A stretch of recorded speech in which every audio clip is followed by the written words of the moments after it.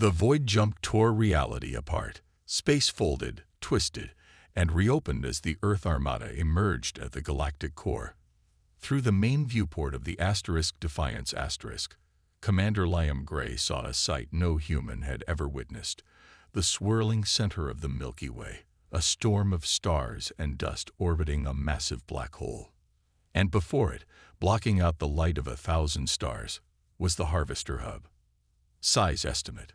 Liam asked, his voice barely above a whisper. Approximately 600 kilometers in diameter, Susan replied. It's a world unto itself. Around the hub swarmed thousands of harvester ships, an armada that dwarfed Earth's forces. For a moment, no one on the bridge spoke. The odds seemed impossible. Then Admiral Martinez's voice came through on all channels. All ships, deploy as planned. Begin Operation Sunbreak. The Earth fleet spread out, forming a defensive sphere. Fighter squadrons launched, led by Mason Rodriguez in his upgraded craft. Gold Squadron, follow me, Mason ordered. Clear a path for the infiltration team. The battle erupted instantly. Harvester ships converged on the human fleet from all directions. Energy weapons lit up the darkness as the opposing forces collided. On the stealth frigate Shadow Captain Natalie Weiss prepared her Special Forces team. Lieutenant Amy Russell checked her equipment one last time as Science Officer Ethan Doyle calibrated the virus delivery device. The captured harvester ship floated in the secure dock at Luna Base. Its dark surface seemed to drink in the light around it. Science Officer Ethan Doyle led a team of human and alien scientists studying the vessel. After the victory at Mars, they had managed to capture an intact harvester scout ship. The core is still active, Ethan said, pointing to the ship's center on his display. It's putting out some kind of signal. Chief Engineer Alan Pierce frowned. Can they track it? Could it lead more harvesters here? I don't think so. It's not a distress call. It's more like a report. Ethan's fingers flew over his console. It's sending data back to somewhere. Coordinates keep appearing in the transmission. Admiral Martinez studied the numbers. Where is it reporting to? Based on these coordinates, Ethan paused, double-checking his calculations. The galactic core. A hushed silence fell over the room. The galactic core was thousands of light years away. That's impossible, said Alan. No communication could reach that far. The Centauri scientist moved forward. Not through normal space. The harvesters used something else. We called it the void stream. Lieutenant Amy Russell, who had been quietly observing, spoke up. So that's their weakness. Cut off the head, and the body dies. On the bridge of the Defiance Commander Liam Gray received the report from Luna Base. The rest of the fleet was still securing the Mars system, hunting down the remaining harvester ships. They want us to do what? Susan asked when Liam shared the new orders. Jump to the galactic core, Liam replied. Take the fight directly to the Harvester Command Center. Susan looked around the bridge. The crew was tired after the battle for Mars. Sir, that's suicide. The core is the most radiation-heavy part of the galaxy, and it would be swarming with harvesters. That's why we're not going alone. Liam gestured to the tactical display where hundreds of ships were gathering. Every vessel we can spare, plus the Allied alien fleet. In the war room at Earth Defense Headquarters, Admiral Martinez outlined the plan to the assembled captains and commanders. Operation Sunbreak, she said. A direct assault on the Harvester Hub at the galactic core. Captain Natalie Weiss studied the tactical projections. The journey alone would take years with our current drive technology. The Proxima ambassador stepped forward, her crystalline skin catching the light. Not with the void jump technology we've adapted from the captured ship. We can create a shortcut through space-time. Pilot Mason Rodriguez raised his hand. Even with a shortcut, we'd be facing thousands of harvester ships. How do we fight those odds? We don't, said Admiral Martinez. This is a precision strike. Science Officer Doyle and Engineer Pierce have developed a virus that can shut down the harvester network. We just need to upload it directly to their central hub. The room buzzed with whispered conversations. It was a desperate plan, but every person there knew that humanity was running out of options. The victory at Mars had gained them time, but harvester reinforcements were already being detected at the edge of the solar system. Back on the Defiance Liam stared out at Earth, blue and peaceful against the blackness of space. Soon, he would lead the Armada on a mission from which many would not return. "Commander," Susan said, interrupting his thoughts, "all departments report ready. The void jump device has been installed." Liam turned from the viewport. "Signal the fleet. We depart in 6 hours." As the Earth Armada prepared for its most dangerous mission, Lieutenant Amy Russell joined the Special Forces team that would infiltrate the Harvester hub. Each member was equipped with personal shields and weapons designed specifically to combat the Harvesters. "We may not all come back," Amy told her team, "but we'll make sure humanity does." In the laboratory, Ethan Doyle carefully downloaded the virus into a special device designed by Alan Pierce. It contained everything they had learned about the Harvesters, formatted to attack the very core of their network. "This will work," Ethan said, though his voice betrayed his uncertainty. Ellen placed a hand on his shoulder. "It has to." The stars had fallen silent across the galaxy. Now humanity would take its answer to the very heart of darkness. The Earth Armada moved through space in perfect formation.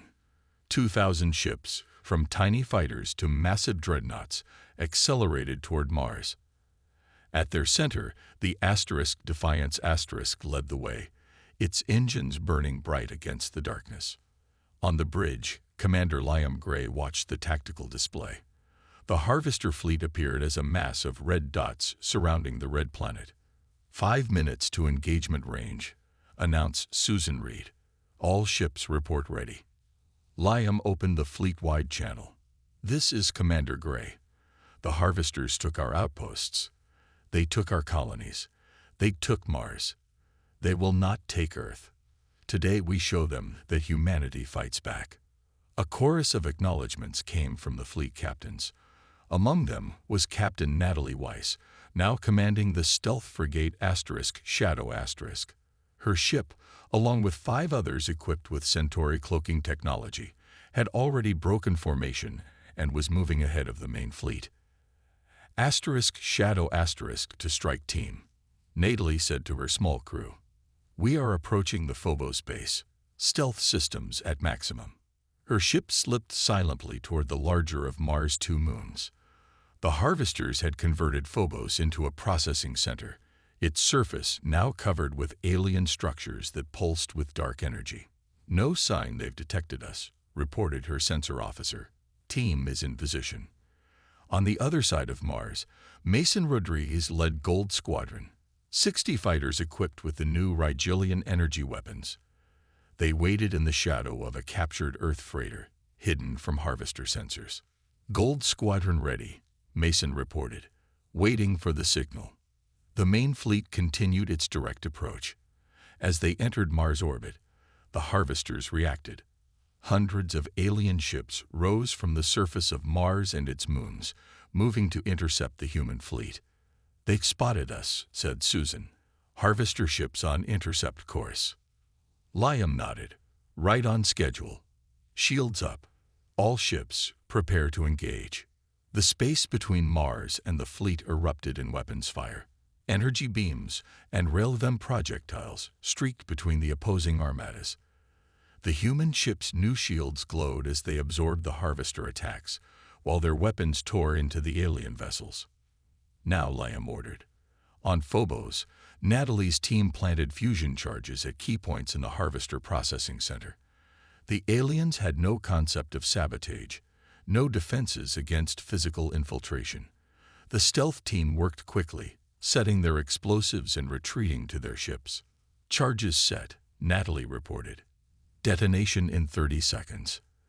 As the main fleets clashed, Mason's fighters emerged from hiding. "Gold Squadron, engage." 60 fighters screamed toward the Harvester command ship, a massive vessel directing the alien defense. The Harvesters, focused on the main fleet, detected the fighters too late. "Fire," Mason ordered. The fighters unleashed their Rigelian weapons, the energy beams cutting through harvester shields and hulls. The command ship shuddered under the assault, its surface cracking as energy overloaded its systems. At that moment, Phobos erupted in a series of explosions. The Harvester Processing Center collapsed, sending a wave of confusion through the alien fleet. Their coordinated movements faltered. "They're disorganized," Susan reported. "Harvester ships are breaking formation." Liam seized the moment. "All ships, focus fire on Sector 7. Open a path to the command ship." The Earth fleet surged forward, concentrating their fire on a single section of the Harvester line. Ships on both sides exploded in silent bursts of light and debris, but the human advance continued. The Defiance broke through the defensive line, its massive weapons trained on the wounded Harvester command ship. With Mason's fighters clearing a path, Liam ordered his gunners to fire everything they had. The command ship's surface absorbed the first salvos, but there was a limit to what even Harvester technology could consume. Under the combined assault of the Defiance and Gold Squadron, the alien vessel finally shattered, breaking apart in a cascade of dark energy. For the first time since the conflict began, the Harvesters retreated.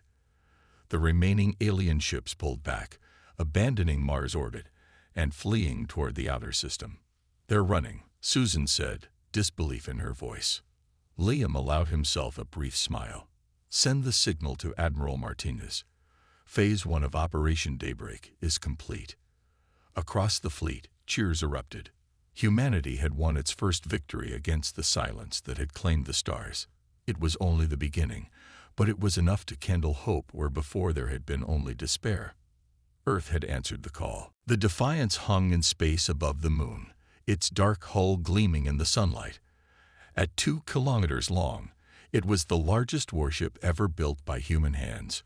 Commander Liam Gray stood on the bridge, watching as his crew prepared for their first system tests. "Main power at 90%, reported his executive officer, Susan Reed. "Weapons systems online. Shield generators ready." Liam nodded. "Begin shield test." Outside the massive vessel, Engineer Alan Pierce floated in a small work pod, monitoring the shield generators he had designed. The technology, adapted from Harvester fragments, had never been tested at this scale. "Activating primary shield," Alan said over the comm. "Stand by." A shimmer spread across the hull of the Defiance like heat waves on a summer road. The shimmer grew, forming a bubble of distorted space around the entire ship. "Shield holding at 60% capacity," Susan reported. "Stress levels within tolerance." Alan's voice came through with barely contained excitement. "It's working. The shield is absorbing energy from solar radiation and converting it, just like the Harvester tech, but reversed." Liam allowed himself a small smile. "Good work, Pierce. Now let's see if it can take a hit." In the weapons testing range near Earth orbit, Captain Natalie Weiss supervised the installation of new weapon systems on fighter craft. The Rigelian energy cannons were smaller than human designs, but far more powerful. "Target locked," said pilot Mason Rodriguez from the cockpit of the lead fighter. "Permission to fire." "Granted," Natalie replied. "Full power." Mason pressed the trigger. A beam of concentrated energy erupted from his fighter, striking the test target. A chunk of Harvester hull recovered by the Horizon *. The dark material absorbed the first second of the beam, then cracked, shattered, and vaporized. "Direct hit." Mason's voice was triumphant. "These things work." Natalie checked the readings. "Power consumption is high, but sustainable. How does it feel to fly with them?" "Like carrying a lightning bolt," Mason replied. "I can't wait to show the Harvesters." In the lunar shipyards, Admiral Martinez surveyed the growing armada. Hundreds of ships, from massive carriers to agile fighters, filled the construction base. Many were retrofits of existing vessels, but others were new designs, created specifically to combat the harvester threat. "Production is at 300% capacity," reported the shipyard director. "We're launching 20 new fighters every day." Martinez nodded. "And the alien technology integration. The Centauri stealth systems are installed on our scout ships. The Proxima energy weapons are on our capital ships. We've even adapted the Arcturus gravity drives for our troop transports." Martinez watched as a newly completed cruiser moved out of its dock, thrusters glowing blue against the black of space. How many ships total? Just over 2,000 combat-ready vessels. Another 500 in final stages of preparation. It wasn't enough. They all knew it wasn't enough. The harvester fleet numbered in the tens of thousands, but it was all humanity had. In the Tactical Command Center, Science Officer Ethan Doyle and Lieutenant Amy Russell worked with alien scientists to map harvester movements. The main display showed the solar system, with the harvester fleet represented by a spreading red stain between Mars and Earth. "They've established processing bases on Phobos and Deimos," Amy said, pointing to the moons of Mars. "They're breaking down Martian technology and using it to build more of themselves." Ethan studied the display. "Their advance has slowed. Why?" As Centauri scientist, his blue skin luminescent under the lights, moved forward. "They consume, they process, they reproduce, then they advance again. It is their pattern." "So we have a window," Amy said, "before they finish processing Mars and come for Earth." Ethan nodded slowly. "A window to strike." In her command office, Admiral Martinez reviewed the final battle plans. Earth's defenses were as ready as they would ever be. The refugee ships were hidden in the shadow of Jupiter, protected by a small defense fleet. The new weapons were installed. The shields were tested. It was time. She pressed the fleet-wide communication button. "All ships, this is Admiral Martinez. Prepare for Operation Daybreak. We launch in 12 hours. Across the solar system, humanity's armada prepared for war. The stars had fallen silent. Now Earth would answer with thunder." Earth's orbit had never been so crowded. The refugee ships from Mars hung in space like a swarm of fireflies, their running lights blinking against the darkness. Military vessels moved among them, guiding the civilian craft to safe docking points at the orbital stations. In the main conference room of Earth Defense Headquarters, Admiral Olivia Martinez stood before the assembled military leaders of every nation. The room buzzed with tension and whispered conversations. "As of 0600 this morning, I am implementing Protocol Thunderstorm," she announced. The room fell silent. Protocol Thunderstorm had been created after the last war, a final option that placed all Earth's military forces under unified command. It had never been activated before. "The threat we face cannot be defeated by divided forces," Martinez continued. "The Harvester fleet will reach Earth in 11 days. We must be ready." General Victor Patil of the Indian Space Force stood. "My government supports Protocol Thunderstorm, Admiral. Our ships and crews are yours to command." One by one, the other military leaders stood and pledged their forces. Old rivalries were set aside in the face of extinction. In another part of the complex, Chief Engineer Alan Pierce hunched over a workbench strewn with salvaged harvester technology. The Horizon Asterisk had brought back pieces of a damaged alien ship, and Alan had been working without rest to understand it.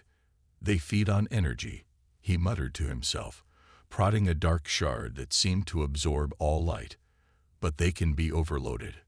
The door slid open, and Captain Natalie Weiss entered, her arm still bandaged from the Horizon's Asterisk encounter. "Any progress?" she asked. Ellen held up the shard. "I think I can adapt this technology to create a shield, something that can absorb their energy weapons instead of being consumed by them." "How soon?" 3 days for a prototype. Maybe a week to start production." Natalie nodded. "That's cutting it close, but it might be enough." In the diplomatic wing, Sophia Ortiz faced a room filled with non-human faces, The representatives of 12 alien species sat around the table, each a survivor of harvester attacks on their own worlds. Earth is opening its defenses to all refugees, Sophia said. But we need more than your people.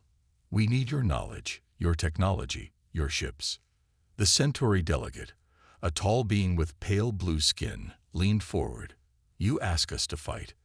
We have fled across the stars to escape these demons. Sophia met his gaze steadily. We all flee, or we all fight. There will soon be nowhere left to run. A murmur ran through the alien delegation. The Rigelian ambassador, her scaled skin reflecting the light, spoke next. The harvesters destroyed our homeworld 2 cycles ago. We have weapons designed to fight them, but not enough ships to carry them. We have ships, Sophia replied, and pilots willing to fly them. One by one, the aliens began to share their knowledge. The Centauri had developed stealth technology that could hide from harvester sensors. The Proxima had energy weapons that could penetrate harvester hulls. Together, they might stand a chance. In the shipyards across Earth and the Moon, production accelerated to unprecedented levels. Civilian manufacturing was converted to military use overnight. Every available ship was retrofitted with weapons and shields.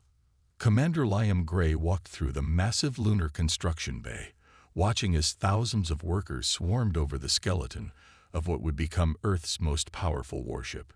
The Defiance *, said Admiral Martinez, joining him on the observation deck. She'll be ready in 9 days. Gray studied the massive vessel taking shape below. Will she be fast enough? Strong enough? Martinez handed him a data tablet. She's yours, Commander. Make her enough. As the Defiance * grew in the lunar shipyards, Lieutenant Amy Russell, one of the few survivors from Mars Defense Command, trained new pilots in the tactics she had learned during the fall of the Red Planet. They target communication systems first, she told the room full of grim-faced pilots. Then power sources. If you lose comms, use light signals. If you lose power, go ballistic. But never, never stop fighting. Across Earth, humanity prepared. Not to flee, not to hide, but to stand and fight. The stars had fallen silent one by one, but Earth would not go quietly into the darkness. Earth would answer. The red dust of Mars swirled around Colony Director Kevin Hughes as he stood at the main viewport of Olympus City. The dome that protected the largest human settlement on Mars gleamed in the pale sunlight. For 12 years, this had been his home. Now he watched the emergency evacuation shuttles loading civilians by the thousands. Director, we need to make a decision about the defense grid, said Lieutenant Amy Russell. She was young for her rank, but the best tactical officer on Mars. Kevin turned from the window. How much time can you buy us? Amy's face remained professional, but her eyes told him everything. Maybe 6 hours if we redirect all power to the outer defenses. And how many ships can we get away in that time? Most of them, not all. Kevin looked back at the red planet he had helped transform. 1 million colonists now called Mars home. They wouldn't all make it out. Do it, he said. And Lieutenant, I want you on the last transport. Amy nodded, though they both knew she would stay with her defense teams until the end. The warning from Earth had come 3 days ago. The harvesters had changed course, heading directly for Mars instead of Earth. Admiral Martinez had sent every available transport, but evacuation of an entire planet took time they didn't have. In the Defense Control Center, Amy worked with her team to reconfigure the grid. Mars had 20 orbital defense platforms, each armed with rail guns and energy weapons. They weren't designed to fight an alien armada, but they were all that stood between the colonists and extinction. All platforms online, reported Sergeant Frank Dias. Power diverted from the northern settlements. Amy nodded. Begin civilian movement to the southern launch sites. On her screen, she could see the approaching harvester fleet. 30 ships, each the size of a small moon. Their dark surfaces seemed to drink in the light of the sun as they moved toward Mars with unnatural precision. First transport away, announced Frank. 23 more ready for launch. Amy watched as the civilian ships began to rise from the surface, carrying the people of Mars to safety. On another screen, the Harvester fleet came into range of the outer defense grid. "Open fire," she ordered. The defense platforms released a barrage of rail gunfire and energy beams. The shots streaked across space toward the alien ships. Most seemed to be absorbed into their dark hulls without effect, but a few found vulnerability, tearing chunks from the leading Harvester vessels. "They can be hurt," Amy said with grim satisfaction. The Harvesters responded. Beams of pure darkness reached out, touching the nearest defense platforms. Each platform went silent, its technology consumed by the alien weapons. "Transports 7 through 15 away," reported Frank. 16 through 20 preparing for launch. The Harvesters accelerated, pushing through the failing defense grid. Amy redirected power, trying to keep them at bay. On her tactical display, she could see that most of the civilian ships were forming a convoy, protected by the few military vessels Mars could spare. "They're targeting the surface communications array," warned Frank. Amy made a quick decision. Overload it. Use it to draw them in. As the Harvesters descended toward the main communication center, Amy's team flooded it with power. When the aliens began to feed on the technology, the overload triggered, sending a pulse of destructive energy through 3 Harvester ships. "That hurt them," Amy said, "but we just lost contact with the northern hemisphere." Kevin's voice came through on the emergency channel. "Russell, the last transports are loading now. Get to Launch Bay 4. Amy looked at her team. "Go.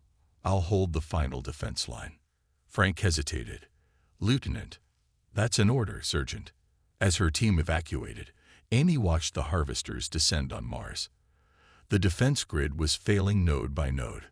The colony's lights were going out sector by sector. Soon Mars would be dark. She redirected all remaining power to protect the final launch sites. On her screen, the last civilian transports rose from the surface, joining the evacuation fleet now racing toward Earth. As the Harvesters consumed the defense control center around her, Amy sent one final message to the retreating ships. "Mars has fallen. The Harvesters are coming. Prepare Earth." Then Mars went silent. Science Officer Ethan Doyle hadn't slept in 36 hours. His eyes burned as he stared at the data streams flowing across his screens. Something wasn't right. The energy readings from the edge of the solar system showed patterns he had never seen before. "Computer, run the analysis again," he said, rubbing his temples. The results came back the same. Whatever was out there didn't match any known signature. It absorbed signals rather than reflecting them. It was like looking at a hole in space. Ethan pressed the communication button. "Science Division to Admiral Martinez. I need to speak with you immediately." Within the hour, Admiral Martinez stood in Ethan's lab with Commander Gray at her side. "Show me," she said simply. Ethan pointed to the display. "It's at the edge of our system, just beyond Neptune. It's eating signals, radio waves, light, everything. I think it's what hit our outposts." Martinez studied the readings. "How big is it?" "Hard to tell. It doesn't reflect our scans, but based on the shadow it casts against background radiation, it's massive. And it's not alone." The Admiral's face hardened. "Recommendations. We need to see it. Up close. Scans won't tell us enough." Martinez turned to Gray. "Prepare a reconnaissance mission. Small, fast ship. In and out. We need to know what we're facing." 2 days later, Captain Natalie Weiss stood on the bridge of the scout ship Horizon *. Her 5-person crew was the best in the fleet, all volunteers. Their mission was simple: approach the anomaly, gather data, and return without being detected. "Final checks complete, Captain," reported her pilot, Joe Kelly. "Ready for departure." Natalie nodded. "Take us out, nice and easy." Minimal power signature. The Horizon * slipped away from Earth's orbit, accelerating toward the outer planets. They traveled in near darkness, running on minimal power to avoid detection. As they passed Jupiter, the ship's sensors began to pick up more detailed readings of the anomaly. "Captain, I'm getting something," said Linda Porter at the sensor station. "It's moving. And it's not alone.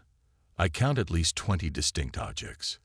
Natalie moved to look over Linda's shoulder. The screen showed dark shapes against the stars, their edges blurry and shifting.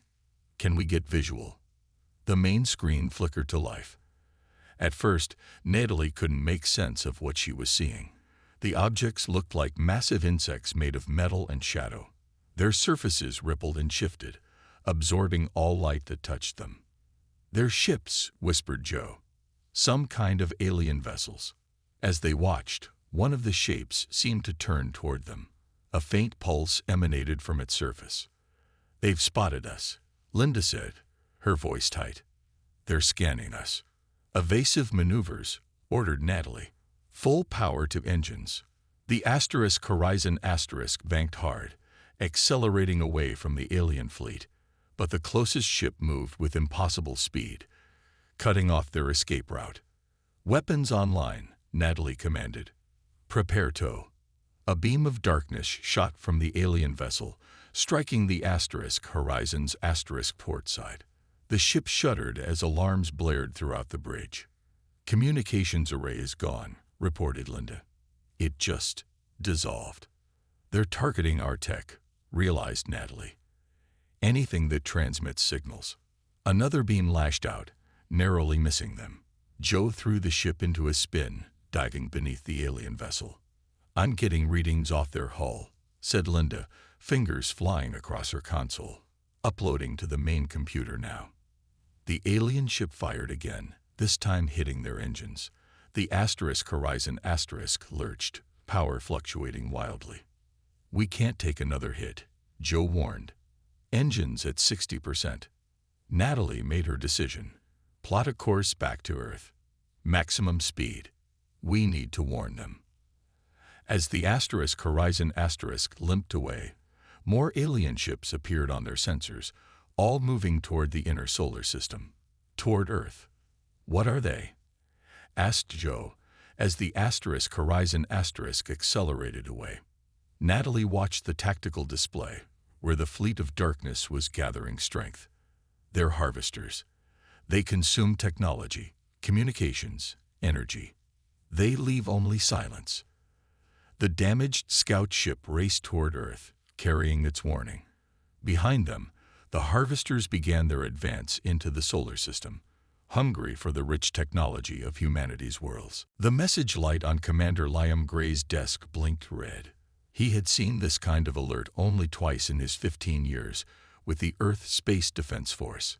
His stomach tightened as he pressed his palm against the scanner. "Commander Gray, report to Central Command immediately." Liam moved quickly through the halls of Luna Base, the Earth hanging large and blue in the viewports. Other officers stepped aside, sensing his urgency. When the doors to Central Command slid open, he found Admiral Olivia Martinez standing before the main display, her face grim in the blue glow of the monitors. "Orion Outpost has gone dark," she said without turning. "Complete communication blackout 6 hours ago." Liam stepped closer to the display. Orion Outpost was Earth's furthest permanent installation, a listening post at the edge of explored space. "Equipment failure." "We thought so at first." Martinez turned to face him. Then Beta Station in the same sector went silent. Then Gamma. "The silence is spreading, Commander." The room felt suddenly colder. "Pirates. Raiders. Unknown. That's why I'm sending you to find out." Martinez handed him a data tablet. "The Dauntless is being prepped now. You depart in 3 hours." The Dauntless was a quick, well-armed scout cruiser, perfect for moving fast and staying quiet. Liam scanned the crew manifest. All experienced veterans. Whatever waited at Orion, Earth wasn't taking chances. "Find out what happened, Gray, and come back alive." The journey to Orion took 4 days, even at full burn. Liam spent the time studying the last transmissions from the outpost, looking for any clue. The final message was routine. Status normal. All systems functioning. Then nothing. Approaching Orion space, announced Navigator Peter Wells. Sensors at maximum range. Weapons hot. Shields up, ordered Liam. Maintain stealth protocols. The bridge crew worked in silence as they entered the Orion system. Science Officer Kelly Adams was the first to speak, her voice barely above a whisper. "Sir, I'm detecting debris. A lot of it." The main display showed a field of twisted metal where Orion outpost should have been. Pieces of the station drifted in silent orbits, some still glowing from whatever had torn the outpost apart. "Any survivors?" Liam asked, already knowing the answer. "No life signs, sir. No emergency beacons. Nothing." Liam ordered a closer approach. As they drifted through the debris field, Adams made another discovery. "Commander, look at this." She sent an image to the main screen. "There's no blast damage. These sections weren't blown apart." Liam studied the twisted metal. "They look eaten." "Precisely. Something tore through the molecular bonds. And there's more. No communication equipment. Not a single transmitter, receiver, or antenna remains intact. Everything capable of sending or receiving a signal has been consumed." The tactical officer, Ben Foster, called out from his station. "Sir, we're picking up similar debris fields at Beta and Gamma stations. Same pattern. All communication equipment destroyed." Liam stared at the display, a cold feeling creeping up his spine. "Get samples, then set course for Earth. Maximum speed." During the return journey, the news grew worse. Reports came in of other outposts and colonies going silent. Each followed the same pattern: communication blackout, then total destruction. Whatever was happening was spreading systematically through human space. When they reached Earth, the situation had escalated. The emergency council chamber was filled with grim-faced military and civilian leaders when Liam delivered his report. "Something is moving through our territory, consuming our outposts, and leaving only silence," he concluded. "Based on the pattern and speed, whatever it is will reach Mars colony within 2 weeks, and Earth in less than a month." Admiral Martinez stood. "What are we dealing with, Commander?" "Your best assessment." Liam looked around the room, meeting the anxious gazes of Earth's leadership. "Something that hunts by following signals. Something that feeds on our technology and our energy. Something that wants us silent." On the large display behind him, another light winked out as one more human outpost fell silent. The darkness was spreading, and Earth stood alone against the coming night. The stars were falling silent, one by one, and humanity had to find its answer before the silence reached them all.